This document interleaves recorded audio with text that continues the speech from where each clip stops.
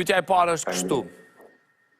Thanë që një prej mënyrave është sporti, të marrurit me sport.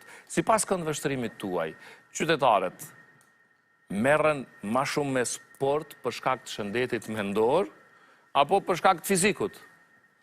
Okej, zonja Huduti, si e sheh ti? Unë mendoj se përveç asaj që ka njeriu nevojë për aktivitete fizike, lëvizje sa më të mëdha, është edhe një pjesë e ruajtjes së shëndetit mendor, edhe ajo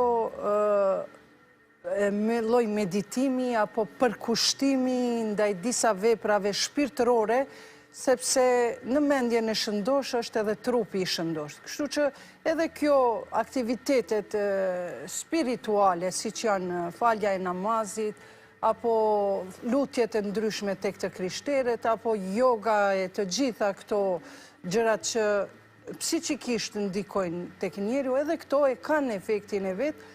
Nga aspekti fizik të ne në Kosovë, ende ekziston ajo mentaliteti patriarkale dhe një mendësi patriarkale që në qofse shofin një grua duke vrapun lagje, edhe pse nuk kemi kushte sa duhet, ato ngurojnë për ta bërë këtë aktivitet.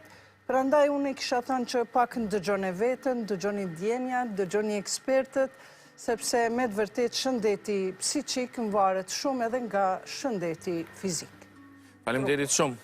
Aktiviteti, si që është edhe e kisha shtu këtu diçka, janë disa thanje kështu të mençura aziatike, thotë el berekete fil harekete.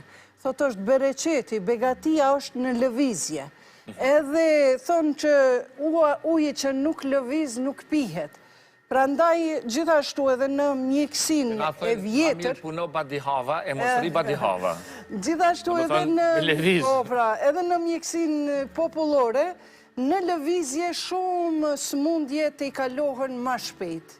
Prandaj të dyja, duhet bëjmë në psikoterapinë pozitive, janë 4 komponenta shumë të rëndësishme për me majt një stabilitet tek njeriu. Është fiziku të jetë, ti kushtojmë një përqindje të madhe shëndetit fizik, pastaj asaj psiqikës tonë, pastaj arritjeve dhe në një pjesë është ajo socializimi.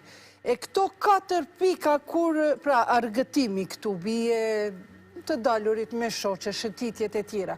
Këto 4 komponenta, kur proporcionalisht dyqysh harmonizohen, besoni që tek një person nuk do të ketë as ngjecje në shëndet, as në arritjet e mundshme që mund t'i ketë në një punë të saj apo profesion të saj. Faleminderit shumë.